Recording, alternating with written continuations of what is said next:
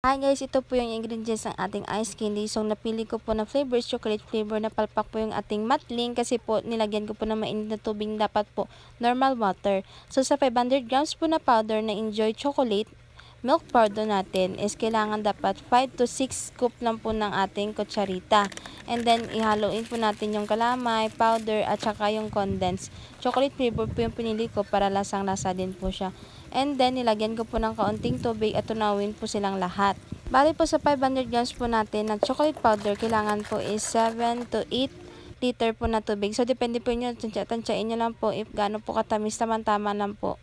Hindi ko po na videohan kung paano po lutuin yung matling, pero madali lang naman din po. Lagyan po kayo ng mainit na tubig, tapos ihalo-haluin nyo po yung ating matling. So, kailangan tunawin po muna natin sa rubber motor bago po natin ilagay sa kumukulong tubig. Pagkatapos na maluto yung matling natin, mga 1 minute lang naman yon, and then paghalo-haluin na po natin lahat. And then, ready to pack na!